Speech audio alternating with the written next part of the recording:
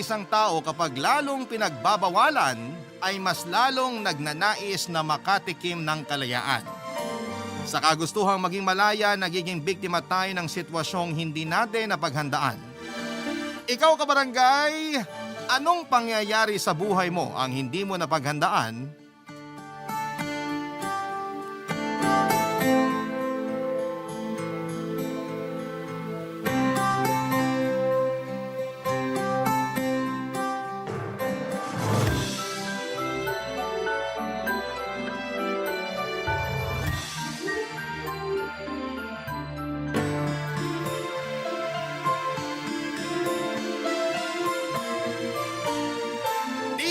Papa Dudut.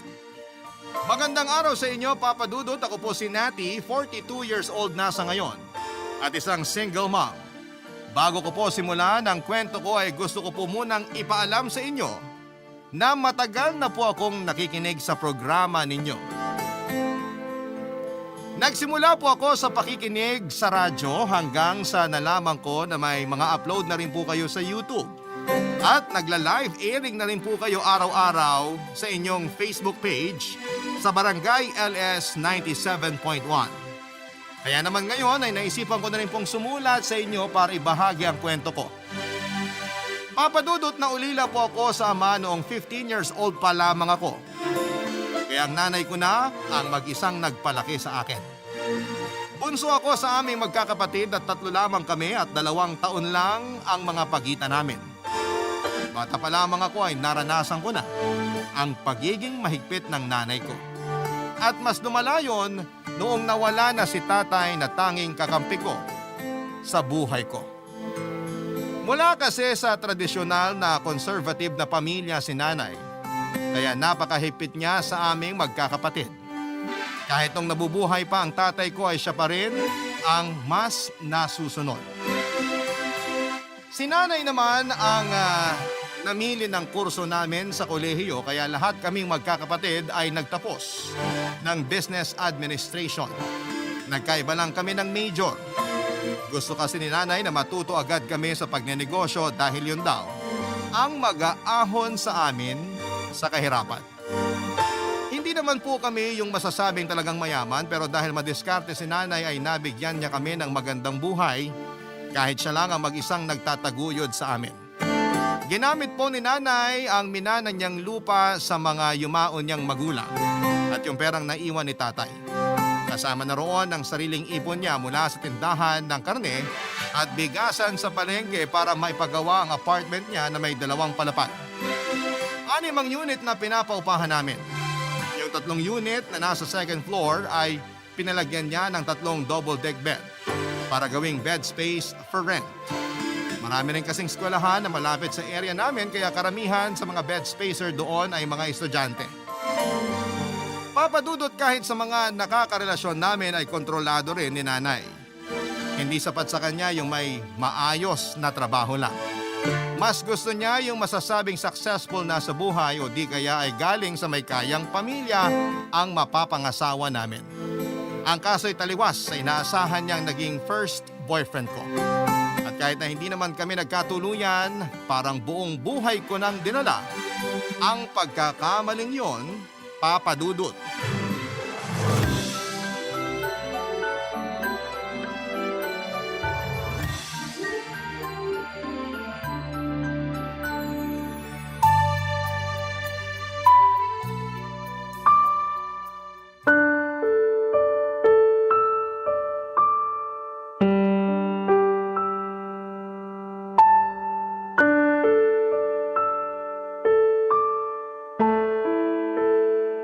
Hoy, Natty!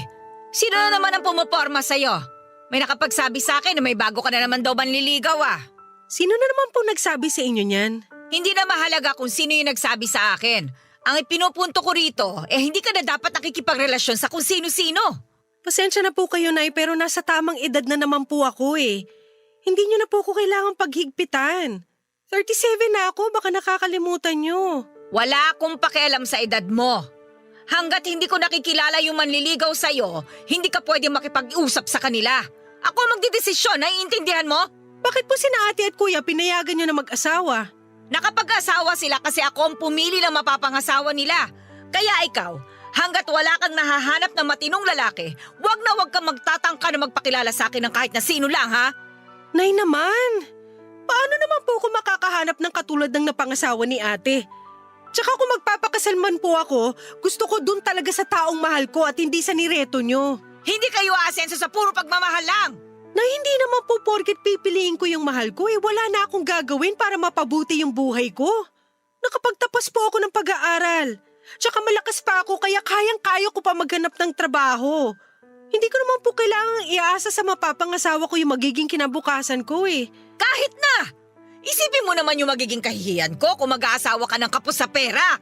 Ganyan na po ba talaga tayo nabubuhay ngayon, Nay? Lagi na nakabase sa sasabihin at iisipin ng ibang tao? Sumunod ka na lang sa gusto ko, Nati. Para sa ikabubuti mo rin yon. At huwag na huwag kang magkakamaling suwayin ako, ha? Kayang-kaya kitang itakwil bilang anak.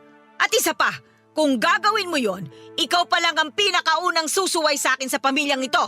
Hindi mo magugustuhan yung gagawin ko kung sakasakali. Nay naman, parang tinanggalan nyo na kami ng kalayaan. Mas gusto mo bang maging malaya pero naghihikahos ka naman sa buhay? Abay, mag-isip-isip ka! Hindi lahat ng gusto mo makabubuti sa'yo. Marami na akong pinagdaanan sa buhay, kaya alam ko kung ano yung sinasabi ko. Kung hindi mo kaya magtiwala sa mga desisyon ko, pwede ka nang umalis. Pero wala kang makukuha sa akin kahit na piso. At wag mo na ring asahan na may pamilya ka pang babalikan. Sobra naman po yun, Nay. Alam ko! Kaya kung ayaw mong maranasan yon, abay magpakatino ka at sundin mo na lang ang gusto ko. May magagawa pa po ba ako? Kahit ano namang paliwanag yung gawin ko, baliwala na sa inyo.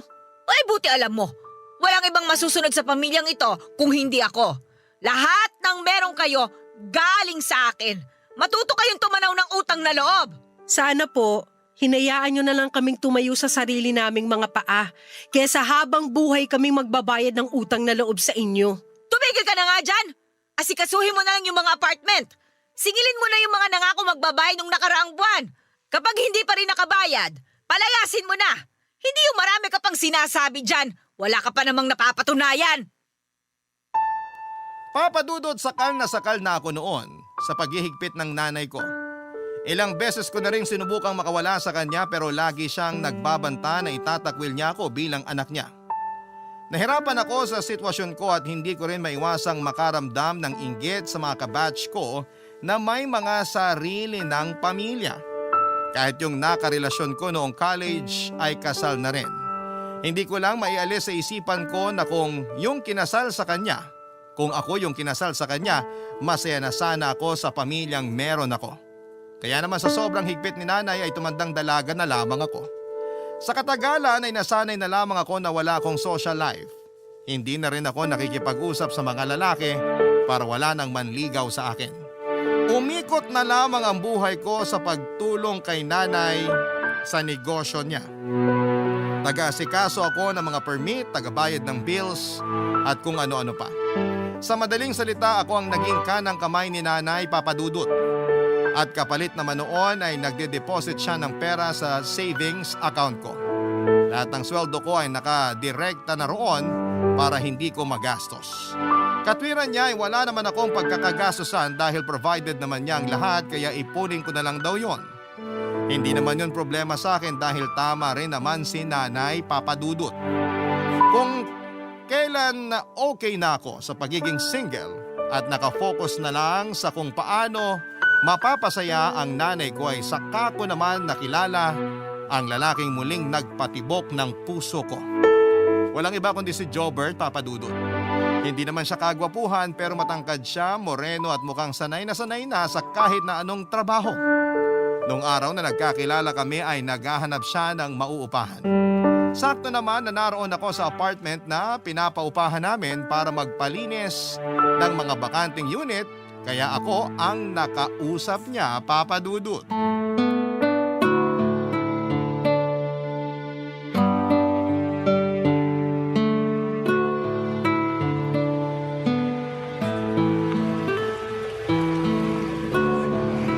Excuse me po, Miss, nangungupahan ka rin ba rito? May tatanong lang sana ako. Ano yung itatanong mo? May bakante pa kaya dyan? Isang buong kwarto ba o bed space lang? Bed space lang. May bakante pa roon sa pinakadulong kwarto. 2 pa yung bakante. Kung gusto mo sa'yo na yung isa. Buti na lang meron dito. Kanina pa kasi ako naghahanap ng mauupahan. May mga nakita naman ako pero masyadong mahal. Bed space lang kasi kaya ng budget ko eh. Magkano ba renta ng mga bed spacer dito? 2.5, kasama na tubig at kuryente. Pero kapag may cellphone ka, laptop o rice cooker, magdadagdag ka.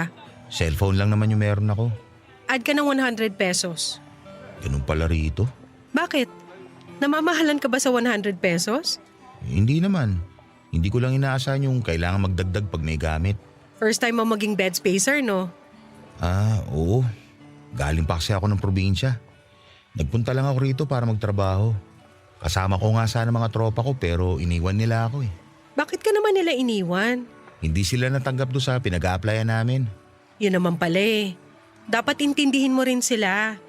Ano pa nga naman ang gagawin nila rito kung wala naman silang trabaho? Hindi pa naman sila bumabalik sa probinsya namin. Magkakasama lang sila naghahanap ng trabaho. Saka matira-matibay na lang talaga kami nito. Bakit naman? Hindi rin kasi ako sigurado kung tatagal ako rito. Kada galaw, kailangan ng pera. Lahat kailangan bilhin. Hindi kagaya doon sa amin sa probinsya. Nasa paligid lang yung mga iluluto namin. Gano'n naman pala eh. Bakit pinili mo pa magtrabaho dito sa Maynila? Kailangan namin ng pera. Nakasangla yung lupa namin. Kaya pala. Magkano bang dala mong pera? 1 month advance, 1 month deposit kasi kami rito. 5,000 lang ang dala kong pera. Pero nabawasan na rin nung pinamasahe namin at ginastos sa pag-a-apply. Kung ganun, pang 1 month deposit na lang yung meron ka? Oo eh. Sana nga pwede yun dito. Kasi kung hindi, maghahanap pa ako ng iba. Pang ilan na ba to sa mga napagtanungan mo? Pang-5 na. Marami ka na palang napagtanungan. Baka gabihin ka na niyan. Pag minalas-malas, aabutin talaga ako ng gabi. At pag mas minalas pa, maghahanap na lang muna ako ng matutulugan sa tabi-tabi. Kakausapin ko na lang yung may-ari nitong paupahan. Pwede na siguro yung 1 month deposit. Basta pag sumahod ka na, ibigay mo yung 1 month advance ha. Kakilala mo ba yung may-ari? Hindi na mahalaga kung kakilala ko o hindi. Ang mahalaga, may matutuluyan ka na. Hintayin mo na lang na matapos yung paglilinis dun sa kwarto sa dulo. Tapos pwede ka nang pumasok dun. Eto nga pala yung bayad ko. Sigurado ko bang ikaw na bahala? Alam mo, pasalamat ka kasi ako yung natsyempohan mo. Hindi ka dapat basta-basta nag-aabot ng pera rito kahit mukha pang katiwa-tiwala yung kausap mo. Dapat manigurado ka muna. Maraming manloloko dito sa Maynila. Kahit saan naman marami niyan eh. Pero ang gaan mo kasi kausap kaya alam kong mapagkakatiwalaan ka. Sambola ka pa. Hindi kita binobola, miss. Totoo yung sinasabi ko. Nati ang pangalan ko. Ako naman si Jobert. Ano nga pala yung trabahong ina-applyan mo? Sa housekeeping. Janitor ako sa hotel. Janitor ka pala. Saan nga pala yung probinsya nyo? Taga-Samar ako. Taga-Samar ka pa tapos dito mo naisip mamasukan sa Maynila? Inaya kasi ako ng mga kaibigan ko. Sabi, mas marami daw mapapasukan trabaho rito. Pero ang ending, iniwan ka naman nila. Nasaan na ba yung mga kaibigan mo ngayon? Naghahanap pa sila ng trabaho. Nagkahiwa-hiwalay na kami nung sinabi kong natanggap ako. Parang sumama pa nga loob nila sa akin eh. Ayaw mo bang sumama sa kanila? Gusto pero natanggap na ako sa ina-applyan namin eh. Baka matagalan pa ako makahanap kung sasama ako sa kanila. Paubos na yung budget ko. Sa bagay, gets naman kita dyan. Tama lang din naman yung ginawa mo. Importante na magkaroon ka kagad ng trabaho kasi hindi ka makakasurvive dito nang wala kang pera. At wala akong matutuluyan kaagad kundi dahil sa'yo. Kaya maraming salamat ha. Ang ganda-ganda mo na, ang bait-bait mo pa. Bolero. Hindi ka ba naniniwala na maganda ka? Mas mabuti pa, puntahan mo na yung kwartong tutuluyan mo. Siguro naman tapos nang linisin yon. Mamili ka na ng pwesto kasi mamaya parating na yung ibang bed spacer. Bakit alam mo yun? Siyempre, matagal na ako rito. Teka, saan ba yung kwarto mo rito? Secret. Sige na, may lakad pa ako. Bahala ka na dyan ha. Salamat ulit ha.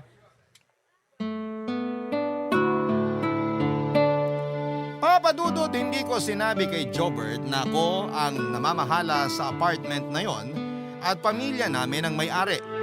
Gusto ko lang makatulong sa kanya noong time na yon pero wala naman akong plano na makipag-close sa kanya. Unang-una, hindi siya papasa sa nanay ko kahit bilang kaibigan ko lang. Pangalawa ay ayoko munang mapalapit sa kahit na sinong lalaki. Naroon na kasi yung takot na baka kapag natuto na naman akong magmahal, ay masaktan lamang ako kapag hindi siya nagustuhan ng nanay ko. Pero aaminin ko, Papa Dudut, na may dating naman si Jobert. Mukhang mabait din siya at pinaka nagustuhan ko yung pagiging responsable niya at yung malasakit niya sa pamilyang naiwan niya sa Samar.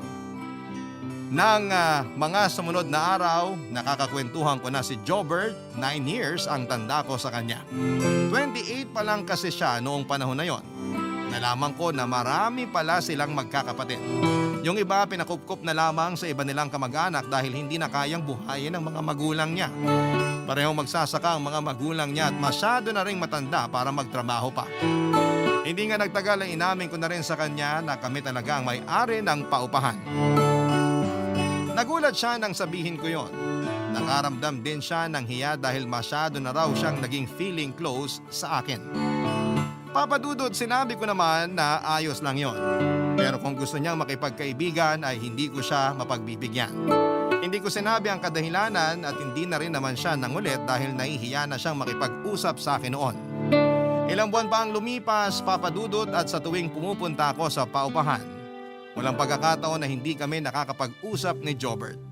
Sumakto kasi yung punta ko roon na wala rin siyang pasok sa trabaho.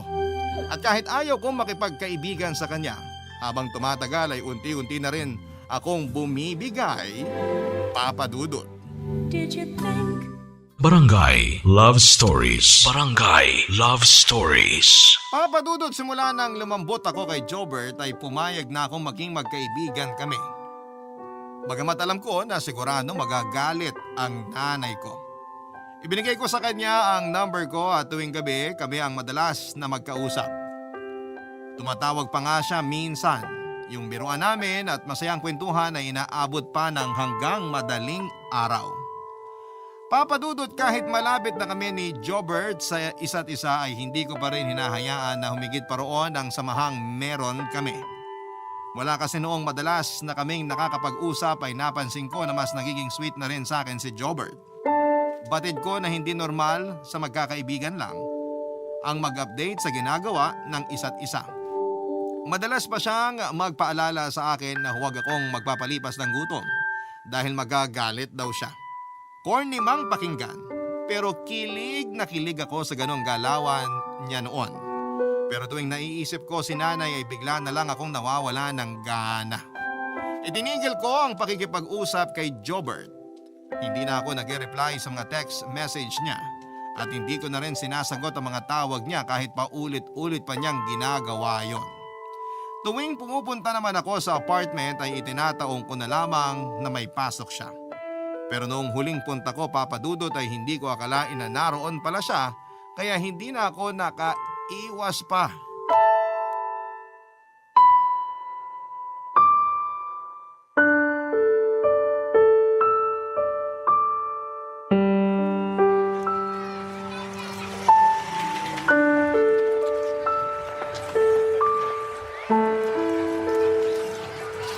Nati! Ano bang kailangan mo? Iniiwasan mo ba ako? Hindi kita iniiwasan. Ano bang pinagsasasabi mo dyan? Hindi ka na nagre-reply sa mga text ko. Pati tawag ko, hindi mo na rin sinasagot. Busy ako sa trabaho. Maraming pinapaasikaso sa akin si nanay. Kahit sa gabi, Pagod na ako ng ganong oras kaya hindi na ako nagsiselfone. hindi ako naniniwala. Iniiwasan mo lang talaga ako. Ano naman kung hindi ako sumasagot sa tawag mo o nagre-reply sa mga text mo? Wala naman akong obligasyon na gawin yon. Hindi mo ako girlfriend. Akala ko ba nagkakamabutihan na tayo? Huwag ka ngang assuming. Natuwa lang ako sa'yo noon kaya madalas tayo magkausap. Alam kong hindi ka nagsasabi ng totoo. Sinasabi mo lang yan para layuan na kita. Eh ano naman kung ganun nga? Sabi ko na nga ba eh. Inaasahan ko na rin naman na gagawin mo to nung nalaman ko na may kaya yung pamilya mo. Nakakahiya nga naman kung makikita ka na ikihalubilo sa isang janitor na kagaya ko. Walang kinalaman sa trabaho mo yung pag-iwas ko. Baka dahil sa itsura ko. Hindi rin. Eh ano? Sabihin mo naman sa akin kung bakit. Wala akong kailangang sabihin sa'yo. Bumalik ka na ron sa kwarto nyo. May lakad pa ako. Gusto kita, Nati. Gustong gusto kita. Huwag mo naman ako iwasan. Gusto lang kita makausap. Yun na lang yun, nagpapasaya sa akin ngayon. kahit gusto mo ako, hindi pwede maging tayo. Iba yung gusto kong lalaki, hindi ikaw. O hindi mo ako gusto, bakit pinagpupuyatan mo ako? Bakit nakikipag-usap ka sa akin hanggang madaling araw? Imposibleng wala lang yun. Alam ko na may ibig sabihin lahat ng ginagawa mo, pero pinipigilan mo lang yung sarili mo. Tsaka kahit hindi mo aminin, alam ko na dahil yun sa estado ng buhay ko. Napakalit lang ng sweldo ko kumpara sa kinikita nyo. Baka nga iniisip mo pa na pera lang habol ko sa'yo kaya ako nagkakaganito eh. Hindi kita pinag-iisipan ng ganyan. Sabihin mo na lang kasi yung dahilan kung bakit mo ko iniiwasan. Hindi ka ba marunong umintindi? Hindi nga kita gusto. Hindi tayo pwede at mali lahat ng iniisip mo. Kung gusto mo magka-girlfriend, ibang babae na lang yung ligawan mo, wag na ako. Ikaw gusto ko eh. Kaya agad hindi mo sinasabi sa akin yung totoong dahilan ng pag-iwas mo, hindi ako titigil nati. Liligawan kita kahit ayaw mo. Pupuntahan kita sa inyo. Wag na wag mong gagawin yan. Bakit? Kinakaya mo ba talaga ako? Bakit pa paulit-ulit ka? Nakakairita ng pakinggan. Pasensya ka na. Gusto lang naman talaga kita makausap. Hindi nga pwede ang kulit-kulit mo. Kahit sandali lang oh. Sige na naman. Kung gusto mong kausapin pa kita, huwag kang gumawa ng eksena rito ha.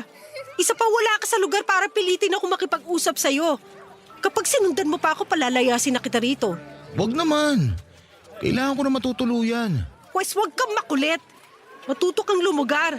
Tenant ka lang namin dito at wala tayong espesyal na ugnayan. Naiintindihan mo? Papadudot labagman sa kalooban ko na magbitaw ng masasakit na salita kay Jobert, ay ginawa ko pa rin para lang tigilan na niya ako. Kung magpapatuloy pa kasi ang pag-uusap namin ay posibleng makarating na yon kay nanay at siguradong palalayasin niya roon si Jobert. Ayoko mangyari yon.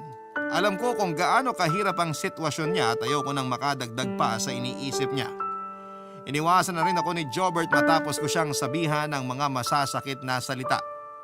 Doon naman ako nakonsensya. Nang huli kong punta sa apartment ay nag-usap kaming dalawa at sinabi ko na sa kanya ang totoong dahilan kung bakit ko siya iniiwasan. Matapos kong ipaliwanag ang sitwasyon ay sa kanya lamang ako na unawaan.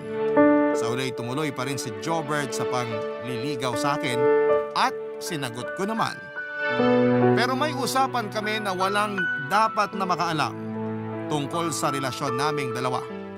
Tumagal ng ilang buwan ng relasyon namin ang hindi nalalaman ni nanay. Sobrang saya ko noon dahil naranasan ko yung meron ng nag-aalaga sa akin. Palaging nag-aalala at palagi akong pinapasaya. Natuto akong magpaganda ulit at magpa-sexy. Mula nung maging kami ni Jobert ay madalas akong pumupunta sa apartment. Nang minsan kasing may nangyari sa amin sa hotel pagkatapos naming mag-date ay doon ko naramdaman na parang bumata ako ng ilang taon. Kaya naman nung nangyari yon ay hinahanap-hanap na yon ang katawan ko, ay ako na mismo ang gumagawa ng paraan para magkasama kami ni Jobert. Dahil mahal na mahal ko si Jobert ay tinulungan ko siya sa problema niya sa pera. Kapag nagigipit siya ay pinapahiram ko siya ng pampadala sa probinsya. Hindi rin ako mahigpit sa kanya sa pagbabayad ng renta dahil ako na nga lang muna ang nagbabayad tuwing wala nang natitira sa sweldo niya. Binigyan ko na lamang siya ng isang kwarto para wala na siyang kasama at malaya na rin naming nagagawa ang kahit na anong bagay nang walang nakakakita sa amin. At dahil doon kahit papaano ay nakakaramdam ako ng kalayaan.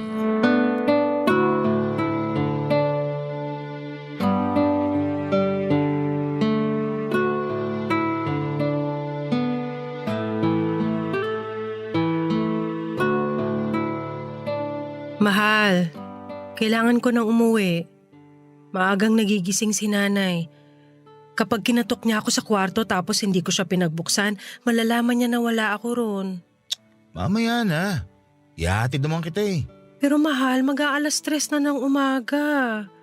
Wala pa nga akong tulog eh. Mamayang alas 7, marami na namang ipapagawa sa akin si nanay. Yun totoo. Anak ka ba talaga niya o alalay? Hayaan mo na. Yan na talaga yung ganap ko sa pamilya namin. Ako na lang yung maaasahan ni nanay. Nasaan ba yung iba mong kapatid? Nakabukod na sila. Pero bumibisita naman sila sa bahay tuwing linggo pagkatapos nilang magsimba. Isa kasi yun sa mga rule ni nanay. Yung kahit may pamilya na kami at busy na sa sarili naming buhay, Dapat pa rin kami maglaan ng isang araw para magkasama-sama. Mabait naman pala yung nanay mo eh. Sa ibang bagay, oo. Pero pagdating sa mga nakakarelasyon namin, hindi. Gusto niya kasi yung mayaman. O kaya basta may negosyo. Huwag ka sana ma-offend ha. Ipapaliwanag ko lang naman. Kapag mga kagaya mo kasi na mababa ang sweldo, ipapahiya ka lang ni nanay. Sasabihin niya wala ka namang mararating sa buhay kung janitor ka lang. Grabe naman siya mangmalit ng ibang tao. Kaya nga ako nag-iingat, 'di ba? At sa ginagawa mo ngayon, ipapahamak mo lang ako. Ganito na lang ba tayo palagi? Kapag napasaya na kita, uuwi ka na. Paano naman ako, mahal? Gusto pa kita makatabi matulog. Magagawa rin natin yan. Pero sa ngayon hindi pa pwede. Hindi ka pa ba masaya na may oras pa rin ako sa'yo? Parang hindi naman masaya yung ganito. Parang nanlilimos na ako ng oras sa'yo. Mahal, huwag ka nang magtampo. Hayaan mo babawi ako. May bala ka pa ba talagang umiwalay sa nanay mo? Kasi kung habang buhay ka na lang magpapakontrol sa kanya, hindi ka talaga magiging malaya. Hindi kasi yun ganun kadali. Bigyan mo lang ako ng sapat na panahon, mahal. Kung ikaw lang naman, naiintindihan kita. Pero yung nanay mo, ang labo talaga eh. Maiintindihan ko pa siya kung minor de edad ka pa. Pero mahal, 37 ka na. Dapat nga may anak ka na ngayon. Hindi ko nga alam kung mararanasan ko pa yun eh. Malay mo, magbago isip ng nanay mo kapag nabuntis kita. Mas malaking problema yung sinasabi mo. Ang hirap kasi ng ganito. Para tayong mga kriminal na nagtatago. Para nagkikita na lang tayo tuwing gusto natin may mangyari sa atin. Namumukha naman tayong mga tanga nito eh. Sa umpisa lang naman to. Hayaan mo na muna natin ganito ang setup natin sa ngayon. Mahal naman, seryoso ko. Tiyempohan mo na yung nanay mo para maipakilala mo na ako sa kanya. Wala naman akong habol sa pera niyo eh. May trabaho naman ako. Kung yung panggastos ang problema kapag mag-asawa na tayo, pwede naman natin paghatian yun, di ba? Huwag kang mag-alala. Hahanap lang ako ng tiyempo.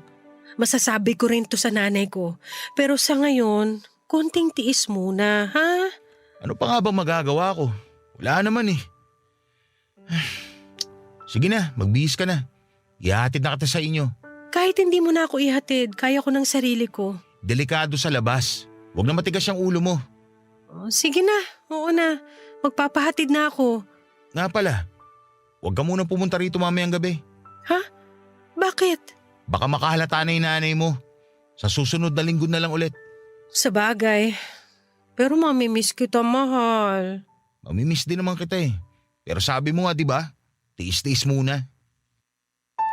Papadudot halos isang linggo kaming hindi nagkita ni Jobert.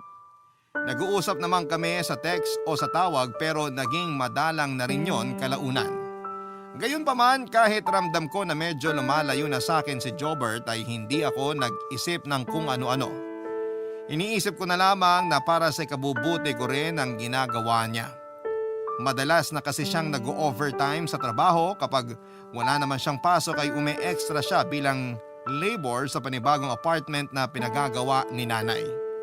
Makalipas nga ang mahigit isang linggo ay doon na ako nakaramdam ng pagkahilo at nakakaranas pa ako ng pagsusuka tuwing umaga. Kahit na hindi pa sigurado ay malakas ang hinala ko noon na buntis ako at nakumpirma ko rin naman yon, papadudot.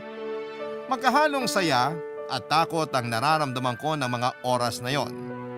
Pero para hindi ako ma-stress ay mas pinili ko na lamang na ma-excite dahil sa wakas ay magkakaanak na ako. Umasa ako na baka sakaling yun na ang makakapagpalaya sa akin sa nanay ko. Kaya naman noong araw ding yon ay pinuntahan ko si Jobert sa paupahan para sabihin ang tungkol sa magiging anak namin. Pero sa halip na ma-excite ako sa ibabalita sa kanya nang makarating ako doon ay halos manginig ako sa galit sa naabutan ko sa kwartong tinutuluyan ng boyfriend ko, papadudot. Barangay Love Stories. Barangay Love Stories. Papadudot, buo na po ang desisyon ko na sumama na lamang kay Jobert para makabuo na kami ng sarili kong pamilya. Baka kasi sa ganung paraan ay mapatunayan ko sa nanay ko na mali lahat ng mga iniisip niya at kaya ko mabuhay nang hindi umaasa sa kanya. Pero naisip ko rin na kapag itinakwil niya ako, mauuwi lang sa wala lahat ng pinaghirapan ko. Kahit mga kapatid ko ay wala nang magagawa pa roon kapag nagkataon. Hindi ko na sila makakasama o makakausap man lamang. Ganon katindi ang pagkontrol ni nanay sa mga buhay namin. Kahit matatanda na ang mga kapatid ko ay napapasunod pa rin niya. Habang nasa daan papunta sa paupahan, yon ang laman ng isipan ko. Mas makakapag-isip-isip ako kaya nabuo ko na ang desisyon ko na sumama na lamang kay Jobert. Kumpara naman ang inaalala niya ay malaki-laki na rin naman ang ipon ko. Kaya medyo nakampante pa ako. Napapangiti ako sa bawat hakbang ko noon papunta sa kwarto ng boyfriend ko habang hawak ko naman sa kaliwang kamay ang patunay na magkakaroon na kami ng anak. Naabutan ko pong nakabukas ang pinto kaya hindi na ako kumatok pa. Nagdahan-dahan pa ako noon sa pagpasok para masurpresa si Jobert dahil mahigit 1 linggo na kaming hindi nagkikita. Pero nakakailang hakbang pa lamang ako ay halos hindi na ako makagalaw nang maabutan si Jobert na abalang-abala sa babaeng kausap niya sa video call. Lalo na nang marinig ko ang pinag-uusapan nila. Sunod-sunod ang pagtulo ng luha ko noon habang pinapakinggan kung paano ako laitin ng lalaking akala ko ay mahal ako. Pero ang mas masakit pa roon, yung babaeng kausap niya ay walang iba kundi yung kakilala kong masahista, Papa Dudut.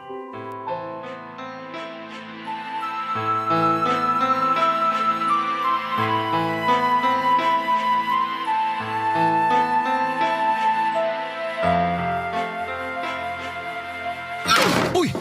Mahal? Sino yung kausap mo? Kanina ka pa ba dyan? Oo! At dinig na dinig ko lahat ng pinag-usapan niyo ng babae mo! Mahal, hindi ko babae yun. Ikaw lang ang babae sa buhay ko. Huwag mo na ako lokohin! Narinig ko yung sinabi mo! Wala yun, mahal. Biruan lang yun. Tinawag mo akong matanda! Kung makapagkwento ka sa babaeng yun, parang diring-diri ka sa akin. Kung tawagin mo akong matanda, gano'n-gano'n na lang. Parang di ka nakikinabang sa akin ah! Hindi naman ikaw yung pinag-uusapan namin. Ano ka ba?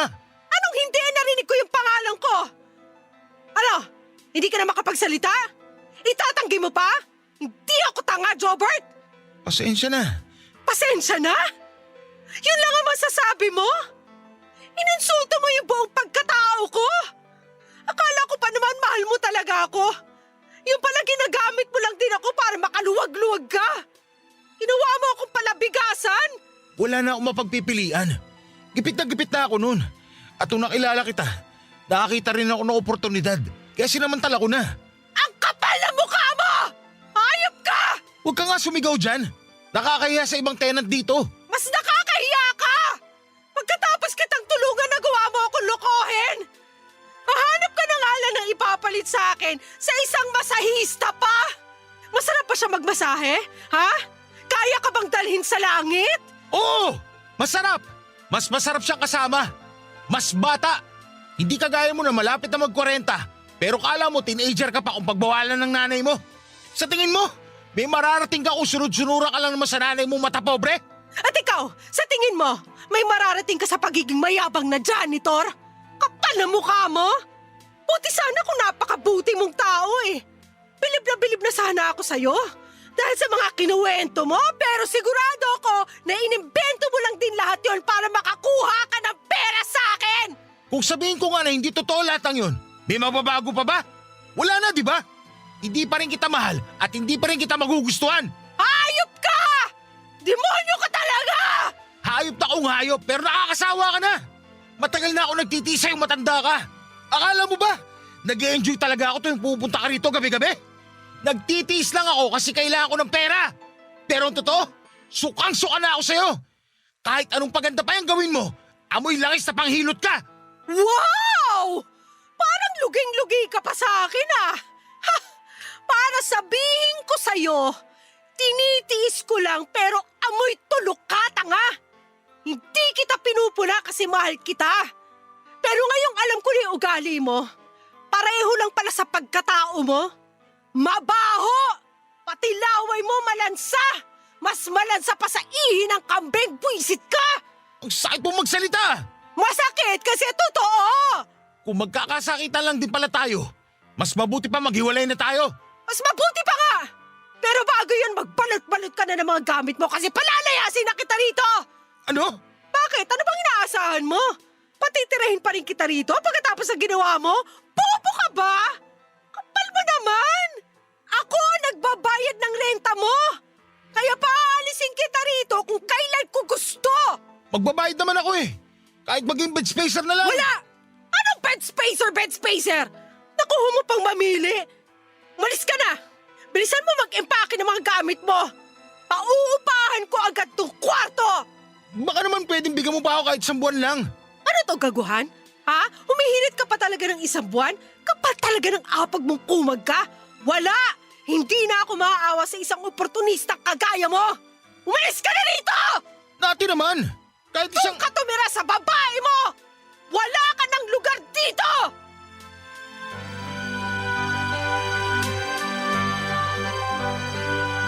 Papadudot kahit na anong pagmamakaawa pa ang ginawa ni Jobert ay hindi ko na siya pinagbigyan. Napakasakit kasi ng ginawa niya sa akin, napaniwala niya ako na mahal niya ako at desidido na siyang bumuo ng pamilya pero kagaya lang din pala siya ng ibang lalaki na pinopormahan ako. Pera lang ang habol nila.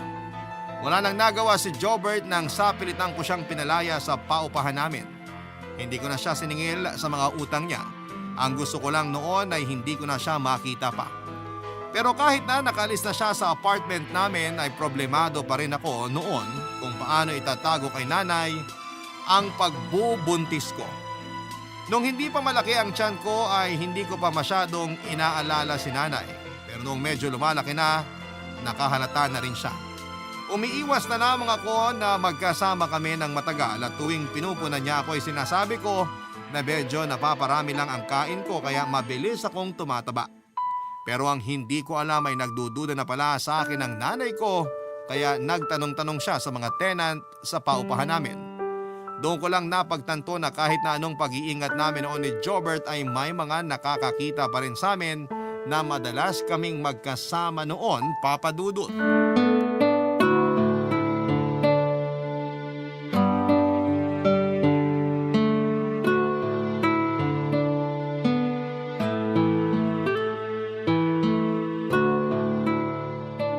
Nati, napapansin ko talaga na parang nagkakalaman ka ah. Paparami lang po ang kain, Nay. Nung nakaraan niyo pa po pinupuna tong katawang ko. O akala ko ba'y nagda-diet ka? Puro paganda at pasexy ka nga nitong nakaraan tapos biglang nagpapataba ka ngayon? Parang hindi naman yata ka panipaniwala. Marami lang po talaga akong gustong kainin. Tsaka nakaka-stress din naman po yung ginagawa ko araw-araw kaya binabawi ko na lang sa pagkain. Sigurado ka ba na pagkain lang yan? Ano po bang ibig niyong sabihin? Iba kasi yung taba ng kain lang ng kain. Yung sayo kasi iba eh. Parang umuumbok yung tiyan mo. Kasama naman po talaga sa pagtaba yun, Nay. Nagkakabilbil na din po ako. Hindi ka pa rin ba aamin? Ano naman po nga aminin ko? Binigyan na kita ng pagkakataon para umamin sa akin, Nati. Pero wala eh. Pinili mo pa rin magsinungaling kahit na alam ko na yung totoo. Hindi ko po alam ang sinasabi niyo. Hindi mo alam? Ha! Hindi mo kilala si Jobert? Yung dating bed spacer na pinalipat mo sa kabilang kwarto? Ha? Paano niyo nalaman yan? Palagi ako may paraan. Kaya alam ko kapag nagsisinungaling ka o hindi. Buntis ka, hindi ba? At yung Jobert na yon ang ama ng dinadala mo. Ano naman po kung buntis ako? Nasa tamang edad na po ako para magkaanak. Pero disgrasyada ka! Iniwan ka na nung nakabuntis sa'yo. Buti sana kung napakatinong lalaki at may kaya man lang sa buhay. Pero kaya ka nga nangungupahan eh. Walang pera. Baka nga pinatulan ka lang no para makalibre siya ng renta. At ikaw naman, utu-utu kang boba ka. Sabik ka sa lalaki kaya pumatol ka kahit na… Sige po! Ako na yung mali. Pasensya na po kayo pero tama po yung sinasabi nyo. Sabik na sabik ako sa lalaki. Gustong gusto ko na magkaasawa at magkaroon ng sariling pamilya para makalaya na sa inyo. Nakakasakal na kayo eh. Kaya pumatol ka sa isang patay gutom at mukhang pera? Baka gusto nyo na rin pong idagdag yung manloloko at manggagamit. Sabihin nyo na po lahat. Ipamukha nyo pa na nagkamali ako. Ipamukha nyo na wala na akong ginawang tama buong buhay ko. At sa huli, tama pa rin kayo. Palagi na lang akong mali paningin niyo! Kita mo na? Kaya kita pinag-ihigpitan kasi alam ko na hindi lahat ng lalaki ay mapagkakatiwalaan. O, tingnan mo yung pinatulan mo. Binuntis ka lang pero iniwan ka rin. Kung kailan ka naman tumanda ha, tsaka ka pa naman mas lalong naging tanga sa pagpili ng mapapangasawa. Wala na po ako magagawa, Nay. Ginamit niya lang ako. Kasalanan ko na nagpaloko ako sa kanya. Akala ko mahal niya ako. Pero mas pinili niyang sumama dun sa masahista niya. At ikaw rin yung nagpapapunta ng masahista sa kwarto niya. Hindi ba? Oo, di kasalanan mo nga talaga. Kung nakinig ka lang sana sa akin, hindi mangyayari sa'yo yan. Sorry po, Nay. Nagkamali po ako. Sana nga po nakinig na lang ako sa inyo. O ano bang plano mo? Gusto mo bang ipalaglag yung bata? Nay, wala po siyang kasalanan. Hindi siya dapat madamay sa mga maling desisyon ko sa buhay. Palalakihin ko po siya ng maayos kahit wala siyang ama. O ikaw ang bahala. Basta kargo mo yan. Magsikap ka para matustusan mo yung pangangailangan ng anak mo. Opo, Nay. Ako na pang bahala sa anak ko. Wala na naman tayong magagawa Naandyan na yan. Hindi naman ako kampon ni Satanas para utusan kang ipalaglag yung ipinagbubuntis mo. May nagawa ka pa rin namang tama kahit papano. Hindi ka nagmakaawa sa lalaking yun at pinalayas mo siya. Sapat na yon. At dapat, hanggang doon na lang ang relasyon ninyo, ha? Mabubuhay ka kahit walang lalaki sa buhay mo. Tingnan mo ako. Hanggang ngayon, maayos naman ako kahit wala akong asawa, hindi ba? Kaya magpakatatag ka. Kailangan ka ng anak mo.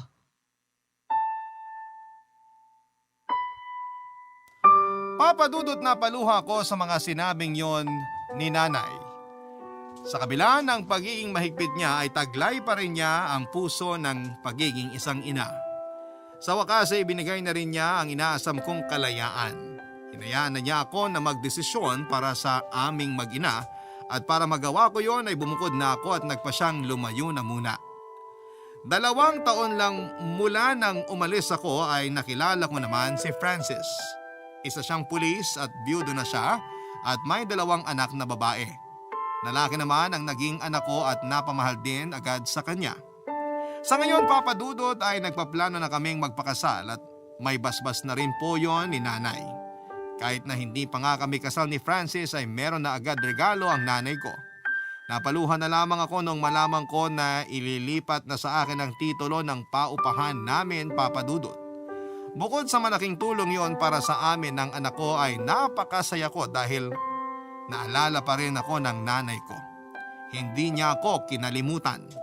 Nagpapasalamat pa nga siya sa ilang taong kong pagtsatsaga sa pagiging assistant niya at sinabi niyang walang ibang dapat makinabang sa paupahan na yon kundi ako. At ngayong ako na talaga ang may-ari ng paupahan ay nangako ako sa sarili ko na hindi na ako muli pang magpapaloko sa isang bed spacer. Masaya at kontento na ako kay Francis kaya wala nang dahilan pa para magpapasok pa ako ng ibang lalaki sa buhay ko. Papadudot, hanggang dito na lamang po ang kwento ko at sana po kahit papaano ikapulutan po ito ng aral ang naging karanasan ko. Maraming salamat po sa inyo at sa Barangay LS para sa pagkakataong may bahagi sa Barangay Love Stories ang aking kwento. Ang inyong forever kapuso at ka-barangay, Nati.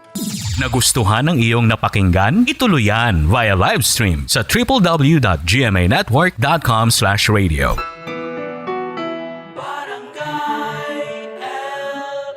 In Mega Manila, 97.1. Forever.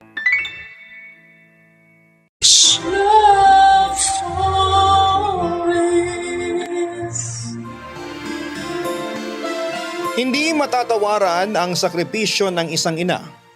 Sapagkat mula pagising sa umaga hanggang pagtulog sa gabi, tayong mga anak pa rin ang iniisip nila. Isang patunay na hindi lamang sila ilaw ng tahanan, kundi sila rin ang haligi ng tahanan na pwede nating sandalan. Ikaw, kabarangay, ano ang kaya mong gawin para sa iyong ina?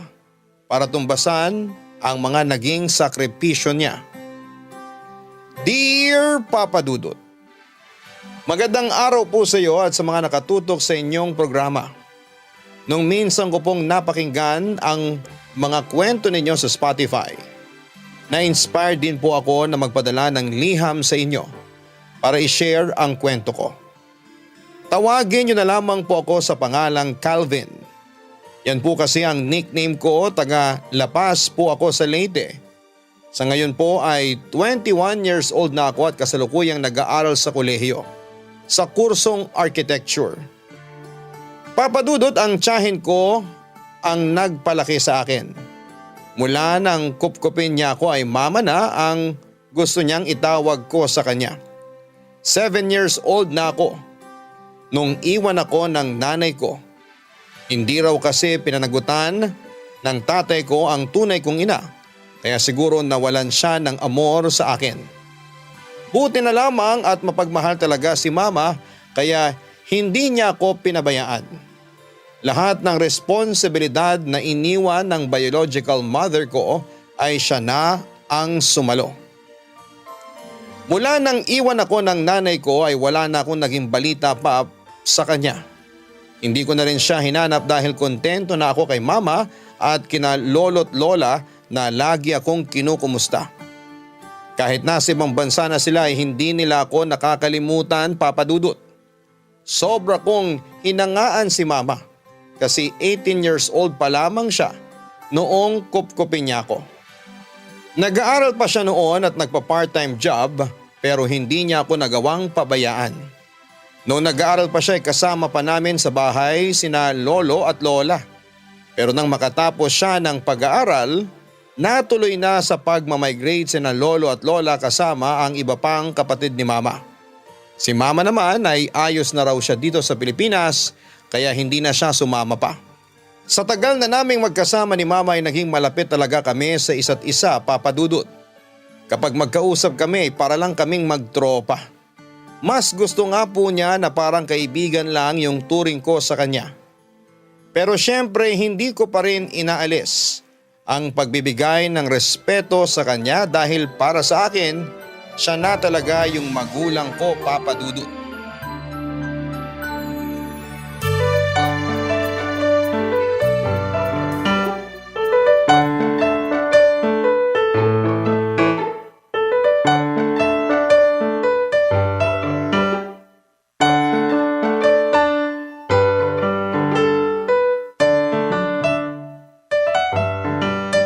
Nak, di ka ba naboboard dyan sa pinapanood mo? Replay na lang yan ng game kanina. Hindi na exciting kasi alam mo na yung resulta. Di ko napanood kanina ma, may klase ako eh. Gusto ko lang makita kung paano nanalo yung paborito kong volleyball team. Sus, parang kailan ka lang nahilig sa panunood niyan na. Mukhang na-impluwensyahan ka na ng best friend mo. Nga pala ma, may itatanong pala sana ako. Ano yun? Pwede mo ba ako turuan magluto? Kahit simpleng putahe lang. Para kanino ka naman magluluto? May nililigawan ka na ba, Nak? Wala pa naman, gusto ko lang talaga matuto. Wala pa, pero may bala ka na. Tama? Sige, kunwari na lang hindi ko kayo nakita ng girl best friend mo na magka-holding hands sa mall. Ha? Nakita mo kami? Oo, nakita ko kayo. Oh, ba't ganyan yung reaction mo? Wala ka namang dapat ikahiya eh. Binata ka na at alam ko rin naman na mabait yung best friend mo. Di ba't siya yung dahilan kung bakit ka pumapasok Naman eh. Sige, tuksuin mo ako ng ganyan. Pag ikaw nagkaroon ng manliligaw, minuto kitang tutuksuin. Sus, wala na akong planong magka-boyfriend. Kita mo naman, busy na ako sa trabaho ko. Nasasabi mo lang yan kasi wala pang nanliligaw sa'yo. Kung meron man, papasa naman kaya sa'yo. Bakit naman sa akin nakadepende yun ma? Eh syempre, gusto ko yung makakasundo mo, yung makakabanding mo rin pag wala ako. Sus, kaya ko naman mag-adjust. Hindi naman magiging mahirap para sa akin yung paikisama. Mas challenging pa nga yata yung paghahanap mo ng boyfriend eh. Ilang taon ka na kaya? Ilang taon ng ano ha? Subukan mong ituloy ang sinasabi mo, wala kang baon bukas. Ay si mama na personal na. Wala namang ganyanan. Takot ka pala eh. Uy nga pala, kumusta na yung pag-aaral mo? Malapit na midterms nyo ah. Nakapag-review ka na ba? Teka, paano mo nalaman ma? Nakita ko sa exam permit mo. Nasa wallet ko yung exam permit ko ah. Pinakailaman mo yung… Bago ka mag-isip ng kung ano, nahulog yung wallet mo nung isang araw kakamadali mo. Eh ayun, nakabukas. Kaya nakita ko yung permit mo. Buti nga nakita ko bago ka makaalis eh. Kaya pala. Nagtaka ako nun kung paano napunta sa bag ko yung wallet ko eh. Ang alam ko kasi sinuksok ko yun sa bulsa ko bago ako pumasok. Ay, pero bukod sa exam permit mo, may iba pa akong nakita. Anong nakita mo, ma? Gusto mo talagang sabihin ko ba? May nakita akong kondom sa wallet mo. Ma, hindi mo na dapat pinakikialaman yung mga bagay na yun. Anong hindi? Paano kung makabuntis ka ha? Hindi porket gumagamit ka ng proteksyon 100% ng safe yon. Sigurado akong pinag-aralan nyo rin yan nung high school ka pa lang. Kaya sana naman, hindi mo makalimutan. 20 years old na ako, ma. Alam ko na yan kahit hindi mo sabihin sa akin. So tatahimik na lang ako at hindi makikialam, ganun ba? Mama mo ako, diba? Ma, hindi ko naman sinabi na tumahimik ka na lang. Ang akin lang, syempre, nagbibinata na ako. May personal din akong buhay, kaya sana, bigay mo na sa akin yun. Ay, hindi ko gustong maging kontrabida sa personal mong buhay. Gusto lang naman kitang paalalahanan. At saka kahit 20 ka na, bata ka pa rin para magkaanak. Ma, normal lang na mag-explore kaming mga lalaki sa edad naming to. Sigurado naman ako na nag-iingat ako eh. Tsaka isang beses ko pa lang naman yung ginawa. O ayan na, kahit nakakahiya. Sinabi ko na para di ka na mag-isip dyan. Sorry nak, nag-aalala lang talaga ako. O siya, pagkatapos mong manood, mag-review ka na ha? Okay, ma. Papadudot yun po ang unang beses na kinontra ko si mama at aaminin ko na medyo nakaramdam ako ng inis sa ginawa niya. Pero mabuti na lamang at marunong kaming makinig sa isa't isa. Naintindihan ko rin naman na kapakanan ko lang ang iniisip niya. Kaya nakinig din talaga ako sa kanya, Papa Dudut. Tungkol naman sa panunukso sa akin ni mama sa best friend ko. Totoo naman po yon na matagal na akong may gusto sa kaibigan ko. Pero pareho naming priority ang pag-aaral, kaya kahit nagkakaintindihan na kami ay hindi ko pa rin siya nililigawan. Saka na lang pag nakagraduate kami.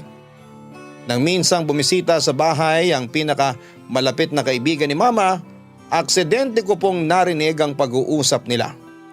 Pinag-uusapan nila yung tungkol sa pagiging single ni mama sa loob ng maraming taon. Napangiti na nga lang ako noon nang sa wakas ay pumayag siya na makipag-blind date naman kahit minsan. Sa tulong ng kaibigan niyang yon. At hindi ko nga akalain na may magugustuhan siya kaagad, Papa Dudut.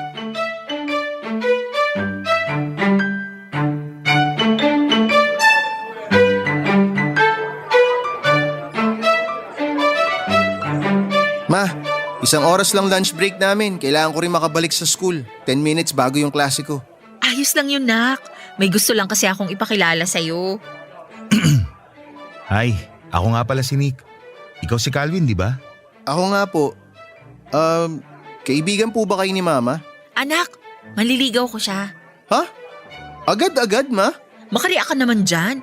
Naliligaw pa nga lang, di ba? Pero yung pagkagulat mo parang kami na ha. Nakakatuwa naman kayo mag-ina. Kung di ko siguro alam na anak mo si Calvin, mapagkakamalan ko talaga kayo magtropa. Sa bagay, mas okay naman yung ganyan kayo ka-close kaysa sa mag-inang hindi nagkakasundo sa mga bagay-bagay. Kailan naman kayo nagkakilala ni mama? Last week lang. Alam mo na, ilan din yung nakadate ko bago ko nakilala si Nick. Yung una, okay naman. Kaso nung nalaman niya na may anak na ako, ayun, nagpaalam na magsi-CR tapos hindi na bumalik. Natakot yata sa responsibilidad. Ekis na agad yun, ma. Dapat yung kaya kang panindigan. Paano kung kayo naman yung magkaanak, di ba? Kaya nga hindi na rin ako nanghihinayang. Saka sabi ko naman sa'yo, di ba? Gusto ko yung makakasundo mo talaga. Kung chick boy tapos walang sense of responsibility, wag na lang, ma. Di ka kayang alagaan ng ganong klaseng lalaki. Huwag ka mag-alala, Calvin. Hindi ako kagaya ng mga nabanggit ng mama mo. Aalagaan ko siya hanggat kaya ko. Ikaw talaga? Teka lang, hindi naman porket gusto ka ni mama gusto na rin kita. Nak! Chill ka lang, ma. May mga gusto lang ako itanong sa kanya. Ayos lang naman kung magtatanong ka sa akin. Good. Ma, wag ka muna sisingit ha. Usapang pogi muna to.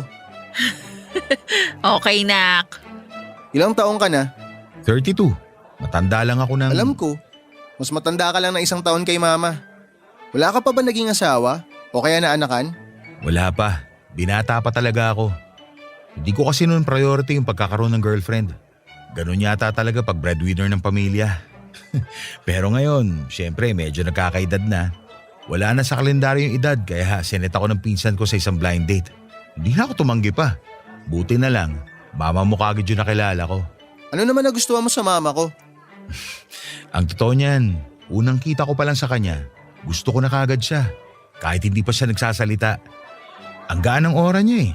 Tingin ko talaga noon, magkakasundo kami. Kung ganon, kailan kayo magpapakasal? Ha? Oo, inyong dalawa. Siyempre biro lang yun. Nanliligaw ka pa lang naman sa mama ko, di ba? Oo.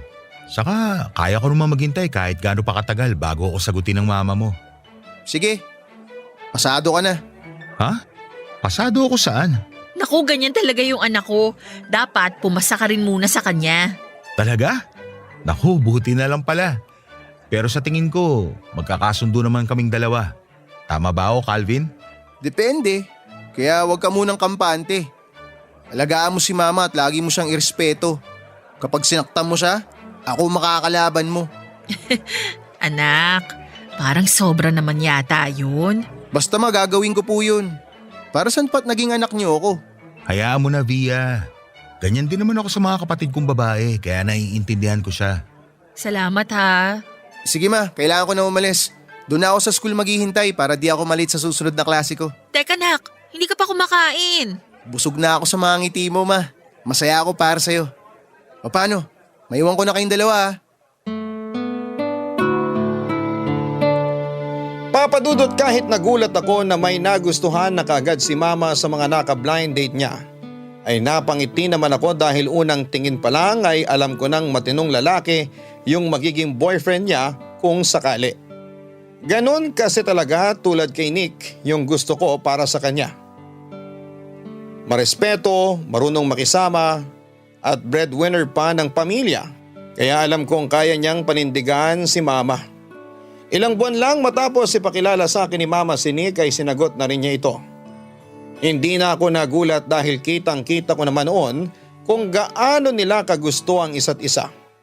Isa pa ay doon din naman ang punta ng panliligaw ni Nick, lalo na't maayos naman ang pakikisama nito sa amin since day one. Tuwing pumupunta si Nick sa bahay ay hindi na kailangan pang magluto ni mama. Siguro ay isa yon sa mga nagustuhan niya sa boyfriend niya. Magaling kasi itong magluto, sa pagkakaalam ko kasi ay chef sa isang Chinese restaurant si Nick. Kaya naman kuhang-kuha niya talaga si mama. Pero sa katagalan, napag-isip-isip ko na kapag nakabuo na ng sariling pamilya si mama ay baka bigla na lamang akong mabaliwala. Madalas kasing nangyayari yon sa ibang kagaya ko na hindi naman tunay na anak. Alam ko rin na posible nga mangyari yon sa akin. Pagdating ng panahon, hindi rin naman ako yung pipiliin. Hindi ako yung magiging mas matimbang.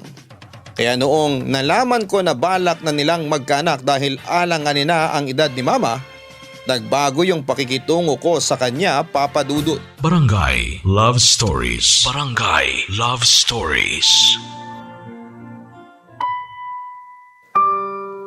Papa Dudut, dahil sa iniisip ko ay naapektuhan nito ang relasyon naming mag-ina.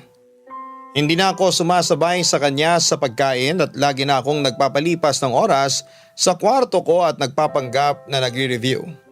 Para hindi niya ako pilitin na sumabay sa kanya. Ako na rin ang nag-aasikaso ng mga gamit ko dahil alam ko na darating din yung araw na hindi na siya ang gagawa noon. Lalo na kapag may anak na sila ni Nick. Pero sa pag-iwas ko kay mama ay mas lalo naman silang napalapit ni Nick sa isa't isa. Sila na yung madalas na sabay kumakain, nanonood ng TV at naririnig ko pa silang nagkwekwentuhan. Hindi na ako kinakatok ni mama sa kwarto gaya ng dati kapag nagpapalipas ako ng gutom. Hindi na rin niya ako dinadalhan ng merienda habang nagre-review ako. Ang dami nang nagbago mula noong maging sila ni Nick, Papa Dudut. Pakiramdam ko pa noon, Papa Dudut, ay nagkaroon ako ng kaagaw kay mama. Parang nagkaroon ako ng kahati sa pagmamahal niya. Kaya naman sa halip na umuwi ako ng maaga ay tumatambay na lamang ako sa basketball court. At gabi na umuwi. Pinagsasabihan na nga po ako noon ng best friend ko na hindi ko dapat yon ginagawa sa mama ko. Pero kahit siya ay hindi ko na pinakikinggan.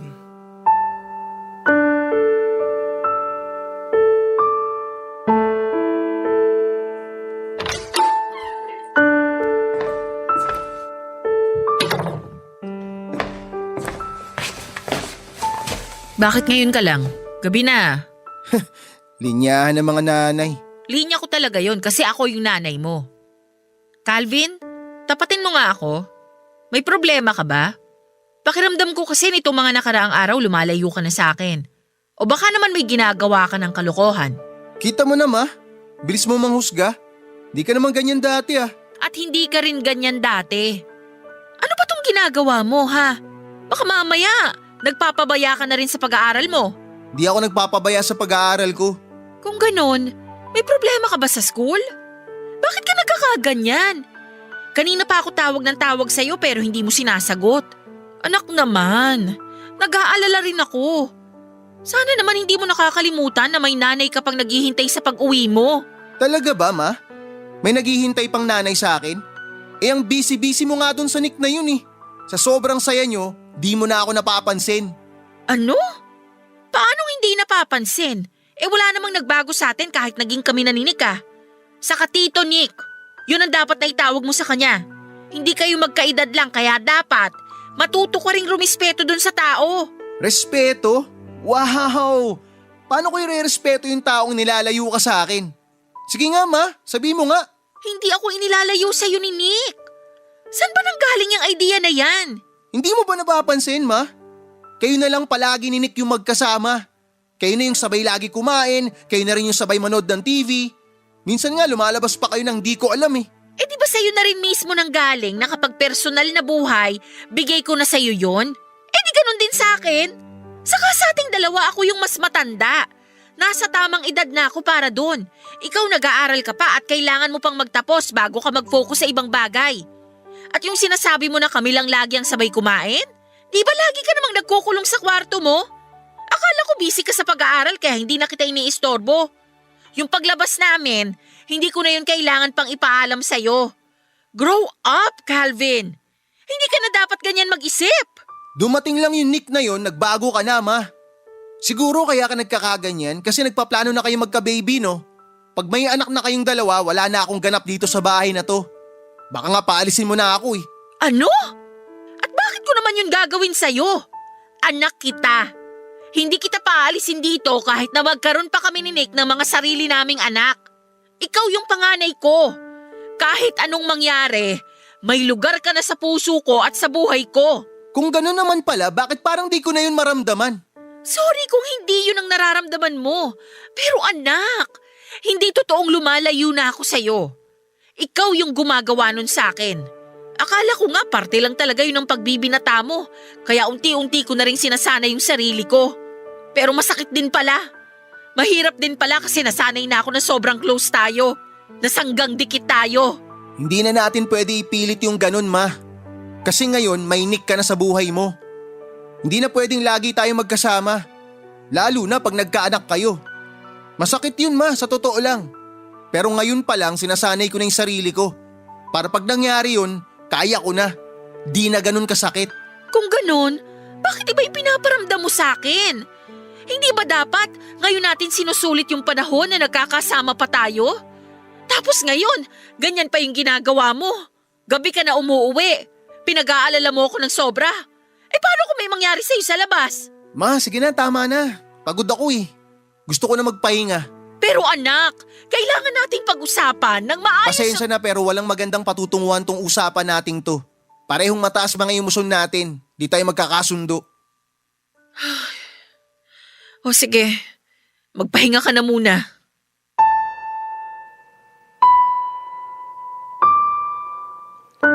Papadudot, hindi ko akalain na mauuwi sa ganoon ang usapan namin ni Mama. Yon ang unang beses na napagtasan namin ng boses ang isa't isa. Pero kahit nasabi ko na yung mga gusto kong sabihin sa kanya ay parang gusto ko rin yung pagsisihan noong panahong yon. Pagkatapos kasi ng gabing yon ay mas lalong napalayo sa akin si mama. Ipinagluluto niya pa rin ako ng almusal bago pumasok sa school. Work from home na lamang kasi siya noon kaya mas marami na siyang oras sa bahay. Pero kung kailan naman lagi na siyang nasa bahay ay saka naman kami nagkaroon ng distansya sa isa't isa. Kung noon ay araw-araw pa niyang inaabot sa akin yung baon ko, sa pagkakataong yon, inilalapag na lamang niya sa dining table yung allowance ko para sa buong linggo. Kahit gabi na akong umuuwi ay hindi na rin niya ako sinisita. Tuwing oras naman ng pagkain ay tinatawag niya ako para magkasabay kami pero hindi rin naman kami nag-uusap. Nalungkot po ako noon, Papa Dudut, parang namiss ko bigla yung makulit kong nanay. Alam ko rin naman po na kasalanan ko rin kung bakit naging ganon ang pakikitungo ni mama sa akin. Hindi ko siya pinakinggan. Hindi ko siya binigyan ng pagkakataon na ayusin yung di namin pagkakaunawaan. At mas lalo pang nadagdagan yung lungkot na nararamdaman ko nang marinig ko yung naging pag-uusap nila ni Nick, Papa Dudut.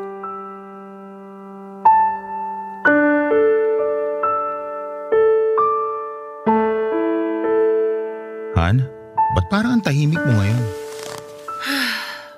Napagod lang sa trabaho. Anong oras ka uuwi? Maya-maya sana kaso, paano naman kita iiwan kung ganyan kakalungkot? May problema ba? Ay, si Calvin kasi. Pakiramdam ko, lumalayo na yung loob niya sa akin. Baka naman pakiramdam mo lang yun. Siyempre, binata na yung anak mo. Nadadagdagan yung mga kaibigan niya. Marami na rin siyang gustong gawin na siya lang mag-isa. May mga oras na mas gusto niyang kasama yung mga kaibigan niya. Kaya hindi mo na talaga maaasahan na magkakasama kayo lagi tuwing free time niyo. Hindi lang kasi yun ang problema. Nagkasagutan kasi kami nitong nakaraan lang. Ha? Bakit naman? Nagtatampo na pala yung anak ko kasi pakiramdam niya. Nagkakaroon siya ng kaagaw dahil sa'yo. Kaya ayun, parang inilalayo na niya yung loob niya sa akin. Napag-usapan niyo na ba ulit yung tungkol dyan? Kailangan niyo linawin yung hindi niyo pagkakaunawaan. Pag tumagal pa yan, baka hindi na talaga kayo magkaayos niyan. Gusto ko naman siyang kausapin tungkol doon. Pero sa naging reaksyon niya kasi nung nakaraan, mukhang hindi pa siya handang pag-usapan yun. Subukan mo lang. Alam mo, kung hindi kasi ikaw yung mauuna, hindi kayo makakapag-usap. Siyempre, marirealize din ni Calvin yung mga mali niya. Kaya malamang, mahihiya yun na makipag-usap sa'yo tungkol sa hindi niyong pagkakaunawaan. Nakakalungkot pa rin kasi. Alam mo ba, sinabi niya sa akin na kapag may anak na tayo, mawawala na siya ng ganap dito sa bahay. Hindi ko alam kung bakit niya naisip yun. Anak ko siya. At mahal na mahal ko siya, Nick. Kaya imposibleng mangyari yung sinasabi niya. Han, naiintindihan kita. Pero naiintindihan ko rin siya. Nag-a-adjust pa kasing anak mo. Sabi pa niya, sasanayin na niya yung sarili niya sa ganon. Kasi hindi na raw kami pwede na laging magkasama. May punto naman siya, Han. Hindi lang talaga kayo nagkaunawaan. Sa ginagawa kasi ng anak mo, gusto niya rin tayo bigyan ng privacy. Sinasacrifice niya yung oras na pwede pa kayo magkasama para mas makilala natin yung isa't isa. Ganon ba talaga yun? Oo, Han. Ganun yun. Nakalimutan mo yata na lalaki rin ako. Siyempre, kung meron man na mas makakaintindi sa kanya ngayon, ako dapat yun. Bakit ganon Ako naman yung nanay niya. Ako dapat yung mas nakakaintindi nun. Nagawa mo naman lahat bilang ina sa kanya. Hindi ka nagkulang. May mga bagay lang talaga na hindi mo na kontrolado bilang mama niya. Lalo na nagbibinata na siya. Nagmamature. Siguro minsan, makakapagpakita pa rin siya ng immaturity.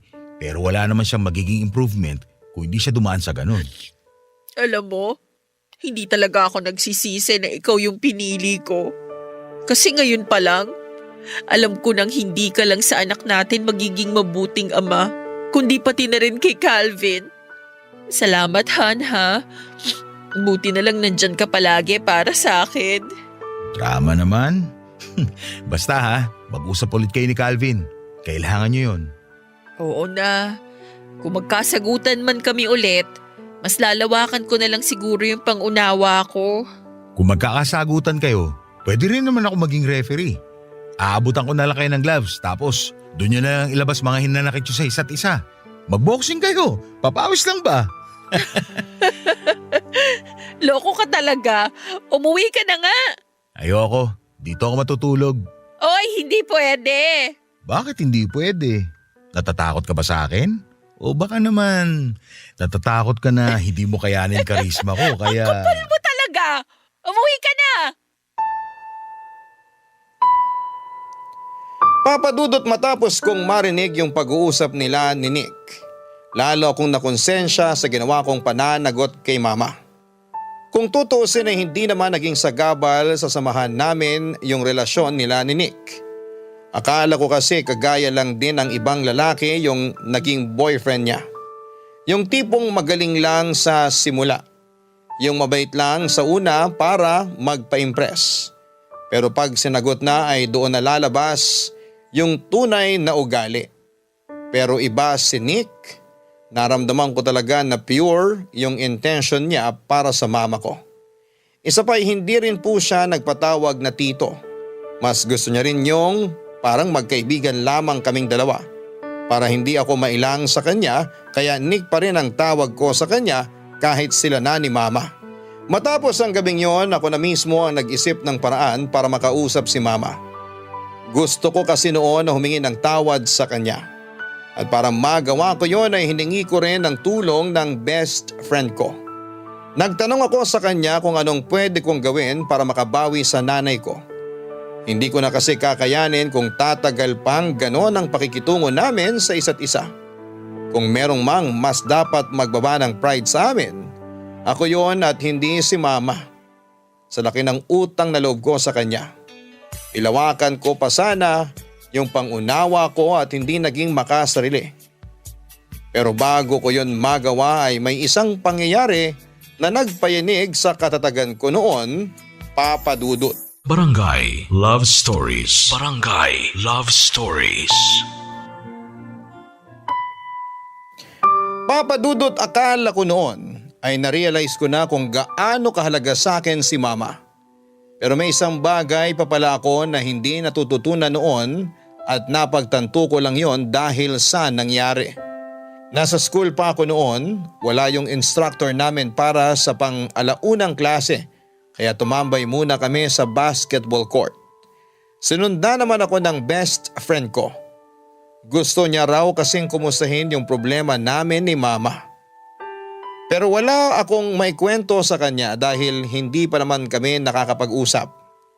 Habang nasa kalagitnaan kami ng pag-uusap ng best friend ko ay tumawag naman si Nick. Papadudot para akong binuhusan ng malamig na tubig nang sabihin niya sa akin na balak na ni mama na sumunod kina lolo at lola sa abroad. Katatapos lang daw nilang mag-usap noon at nag-aasikaso na rin si mama ng mga requirements. Kung ano na ang iniisip ko ng sandaling yon, Papa Dudut. Iniisip ko na baka nasawa na si mama sa akin, kaya nagpasya na lamang siyang sumunod kina lolo at lola. Maaga akong umuwi noon sa pagbabaka sakali na mabago ko pa ang isipan ni mama. Pero sa pag-uwi ko ay hindi siya ang naabutan ko, Papa Dudut.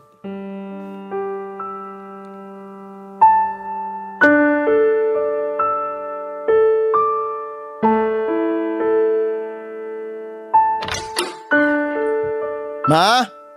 Nandito ka ba sa bahay? Oh, nandito ka pala. Nasaan si mama? Umalis. Gusto ko nga sana samahan pero ayaw niya eh. Pero bakit ka nga nandito? Kalilipat ko lang ngayon dito, Calvin. Dito na ako titira. Ano? Kung susunod na si mama kina lolo at lola sa Canada, bakit patitirahin ka pa niya dito? Hindi naman basta-basta mag-migrate.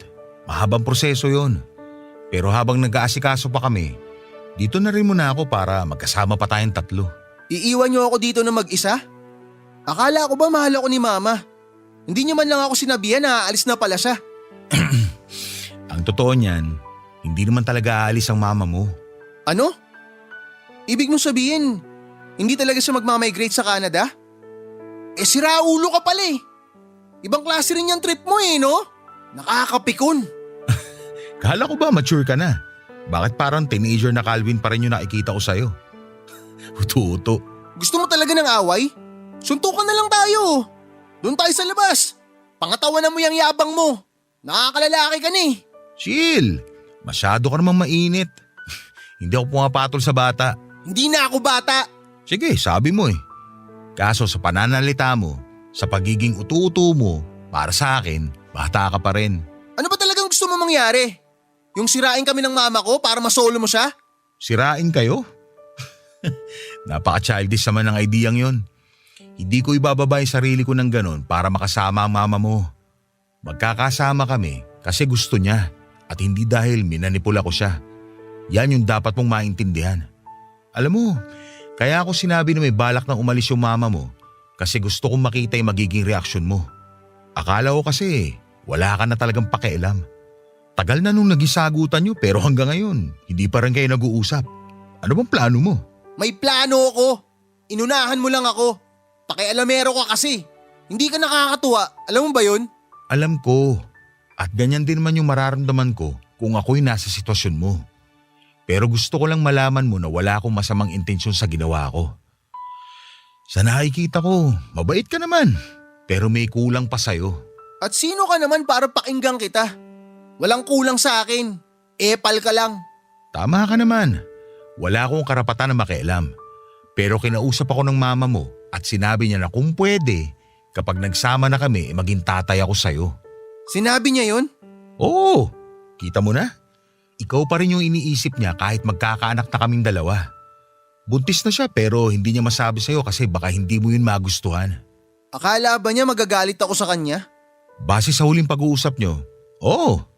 Alam mo, wala namang problema sa akin na maging malapit pa rin kayo ng anak ka niya kahit na anong mangyari. Hindi niya ako totoong anak. Tita ko siya. Pero siya na nagpalaki sa akin mula nung iniwan ako ng nanay ko. Alam ko. Sinabi niya sa'yo? Hindi. At hindi na rin niya kailangan sabihin. Sa edad niyo pa lang alam ko na. Pero hindi naman importante sa akin kung totoo kanyang anak o hindi. Kasi sa nakikita ko, mahal na mahal ka talaga niya. Doon pa lang, kuhang-kuha niya na ako eh. Kung nagawa niyang maging mabuting ina sa'yo, hindi ako matatakot na magtiwala sa kanya na kaya niya rin yung gawin sa magiging anak namin. Tiwala, di ba? Yun ang hindi mo na ibigay sa kanya. Yun nga yung dahilan kung bakit gusto ko siya makausap eh. Ang totoo niyan, may plano na talaga ako. Plano ko pa nga sana na sorpresahin siya. Pero hindi ko alam na magkakaanak na pala kayong dalawa. Sorry. Sorry talaga. Kay Via mo dapat sabihin yan. Mag-usap kayo. Bumawi ka sa kanya. Alam mo kasi, bihira na lang yung mga kagaya niya. Yung kahit hindi pa siya nagkakaanak talaga, sa puso niya, ganap na siyang ina. At dahil yun sa'yo.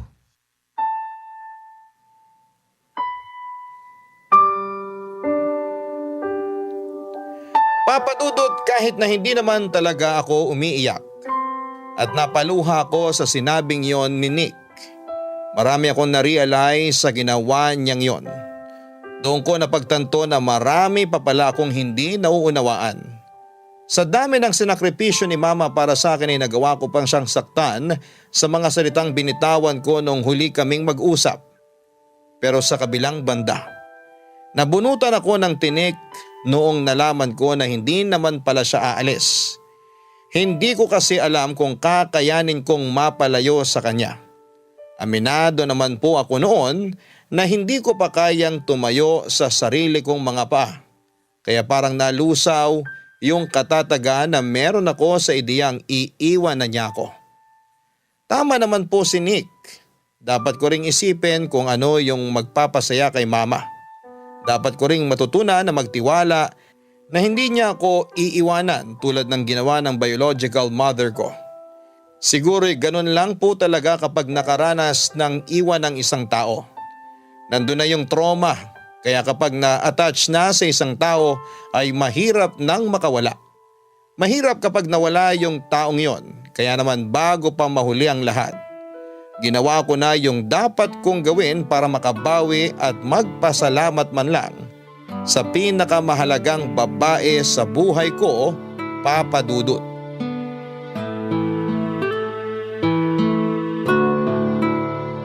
Wow! Sinong nagluto ng almusal natin ngayon? Mukhang masarap ah. Sino kaya yung may nagawang kasalanan sa inyo, ha? Mukhang malaki yung nagawang kasalanan sa dami ng pagkaing hinanda eh.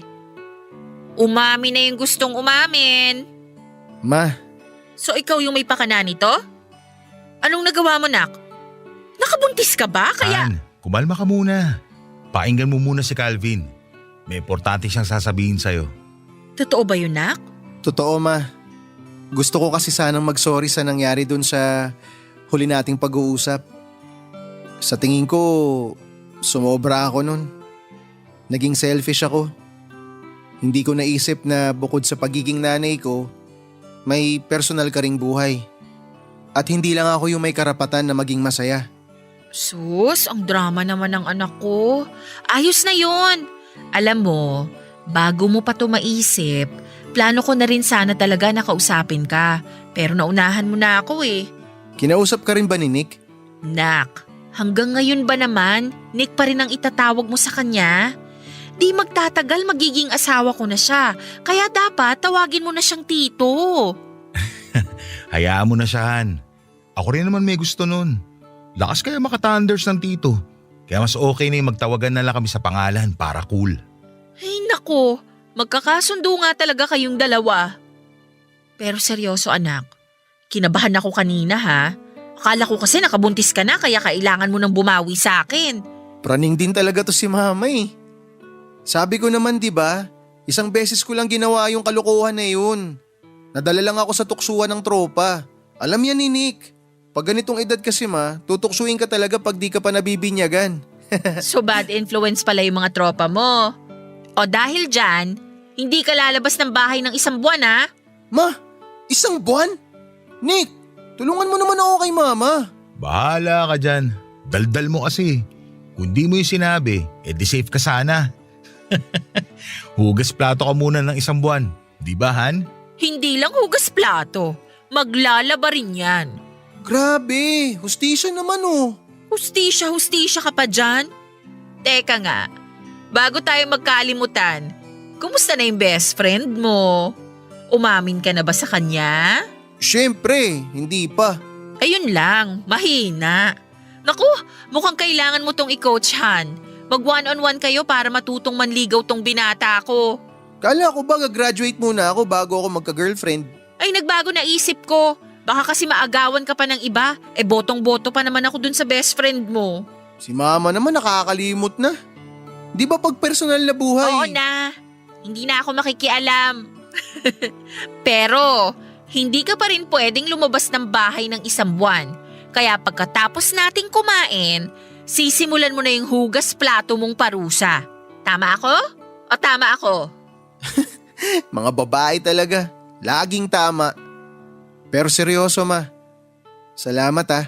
Oh, para sa naman yan? Kasi kahit na may pagkakataon ka na sumama na lang kina lolo't lola sa Canada, hindi mo pa rin ginawa. Aba, syempre naman. Nandito ka eh. Saka di ba nga, okay na ako rito. Hindi ko kailangan ng snow sa Canada. Okay na ako sa kinayod na yelo ng halo-halo. Alam mo ba ma, pinagtripan ako nito ni Nick. Sabi niya may plano ka raw pumuntang Canada. Ano? Sinabi niya yun sa'yo? Oo ma, nagmadali tuloy ako umuwi nun. Plano ko nga sanang itago yung passport mo para di ka makaalis eh. Ganon? So pinagtripan ka pala ni Nick? Binabawi ko na yung parusa ko sa'yo. At ikaw, Nick, dahil intrimitido ka, ikaw yung maghuhugas ng plato mamaya at sa susunod pang mga araw. Han, ba't naman ako nadamay dyan? Papa Dudut, napakaswerte ko po talaga dahil napakabuti ng nanay na nagpalaki sa akin. Hindi man siya yung nagluwal sa akin, ay higit pa sa pagiging ina ang nagawa niya. Sa laki ng sakripisyong ginawa niya noon ay parang nagkaroon na rin ako ng ama sa katauhan ng mama ko. Kaya naman po yung inaasam-asam kong diploma ay sa kanya ko rin iaalay pag nakatapos na ako sa kolehiyo. Sa ngayon, Papa Dudut, ay kasal na sina Mama at Nick. Nakapanganak na rin si Mama, kaya ako naman ang taga-alaga niya sa kapatid ko tuwing wala akong pasok sa school. Konting panahon na lang din po at gagraduate na ako. Balang araw may pagmamalaki rin ni mama na may anak na siyang arkitekto. Tungkol naman sa biological mother ko ay hindi pa rin siya nagpaparamdam. Kahit na hindi na ako alagain pa tulad noong iniwan niya ako kay mama. Hindi rin po ako nagtanim ng galit sa kanya. Pinatawad ko na lamang siya kahit na hindi niya yon hiningi sa akin. Basta kung nasaan man siya, sana'y masaya siya sa buhay na pinili niya. Hindi ko na rin po inalam kung sino yung tatay ko kasi para sa akin ay buo na yung pamilya na meron ako. Si mama, si Nick at yung bunso kong kapatid.